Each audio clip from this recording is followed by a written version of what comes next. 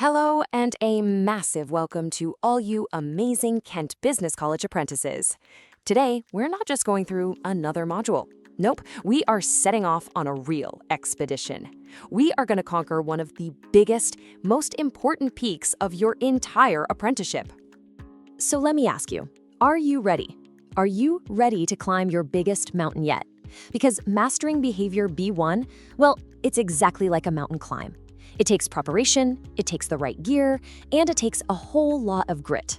But I promise you, the view from the top, oh, it is absolutely worth it.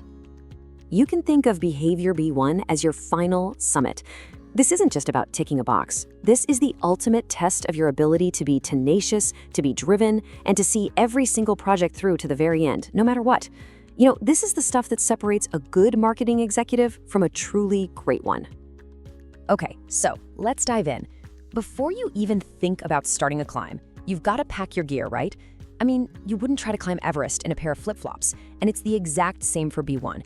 Your essential gear is a deep, solid understanding of what tenacity and drive actually are. So let's get you kitted out. So here it is, the official definition: tenacity and drive. It's the determination, resilience, and perseverance to get things done no matter what gets in your way. It's that unshakable commitment to the goal. But, you know, words are just words. Let's break this down into the actual tools you're going to be using on your climb. First up, your climbing rope. This is your determination. This is the thing that literally pulls you up. It's that raw inner strength that says, you know what, I don't care how tough this gets, I am moving forward. It's your lifeline when the climb gets really steep and you're tempted to look down. Next, every climber needs a safety harness. And for you, that's resilience. Look, you're gonna slip, a foothold might crumble, a campaign idea might totally flop. Resilience is what catches you. It's that ability to dust yourself off, figure out what went wrong, and immediately get back to climbing, all without losing sight of that summit. And what about your ice axe? Well, that's perseverance. Sometimes the face of the mountain is just sheer ice. Progress feels painfully slow. You're talking inches, not feet. Perseverance is the tool you use to just chip away, to keep making that small, steady progress that, believe it or not, is what eventually gets you to the top. Of course, every climber needs a compass. For you, that's your problem-solving skill. So what happens when a sudden storm rolls in, or, a surprise budget cut totally blocks your path? You don't just give up. No way. You pull out your compass, you look at the map, and you find a new way around. It's your guide for navigating all the unexpected twists and turns. And finally, none of it works without fuel. Your energy source is self-motivation. It's that fire in your belly. It's the internal drive that keeps you going when you're exhausted and the summit feels like it's a million miles away. It's that little voice inside that reminds you why you even started this crazy climb in the first place. All right, you are officially kitted out. You've got the rope, the harness, the whole shebang. Now for the really important part, the ascent itself. How do you actually train in these muscles? How do you develop this behavior in your day-to-day work? Let's take a look at the training plan. Here it is, your ascent training plan. It's pretty straightforward, built on 4 key practices. First, you've got to set super clear goals so you always know which peak you're aiming for. Next, instead of avoiding the tough stuff, you actively run towards it. You tackle challenges head on. Third, you practice staying focused, like really focused, even when distractions are everywhere. And finally, and this is a big one, you learn to see any slip up not as a failure, but as a lesson, a free lesson on how to be an even better climber. So what does this actually look like in your marketing job? Well, it means pushing to hit that deadline when the pressure is on. It means when your manager suddenly slashes the campaign budget, you find a creative solution instead of just throwing your hands up. It means you're the one who rallies the team when things get tough and morale is low. And yeah, it means juggling a million tasks at once to keep everything moving forward. And check this out. This quote right here, this is the story you want your future manager to be telling about you. It's not just they did the work, it's about how you did it. They faced a huge problem, they stayed driven, they found another way, and they delivered. That little story is Behaviour B1 in a nutshell.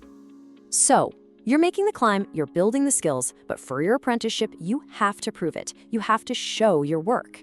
Think of this next part as leaving a really clear evidence trail, like little breadcrumbs or trail markers for your assessor to follow on ATPM, proving that you actually made the ascent. These right here are your trail markers. This is the kind of stuff you need to be uploading to AppTem. And I'm not just talking about the shiny final report. I'm talking about the messy middle parts. Show on the project plan where you had to totally readjust for a delay. Upload that email chain where you figured out a tricky problem. And definitely share that client feedback that specifically praises your persistence. Every single one is a clear marker on your trail. And this slide just illustrates the difference perfectly. A weak trail just says, yep, I got to the top. A strong trail shows the journey. I finished the project, well, that's pretty weak. But here's the project plan, and here are the emails showing how I navigated a massive delay to get it done. Now that is powerful. That is undeniable proof of your tenacity. Okay, we're almost there. You've done the climb, you've left the evidence trail. Now it's time for that final conversation at the top of the mountain, your endpoint assessment, the EPA. This is where you get to tell the assessor the story of your climb. You can pretty much guarantee you're going to get a question just like this. See, they don't want to hear about the time everything went perfectly. That's boring. They want to hear about the storm. They want to know what happened when it all went wrong, because that's where your true tenacity really shines through. So the most crucial part is how you answer. Use this blueprint. Think CAR, challenge, action, result. Start with the challenge.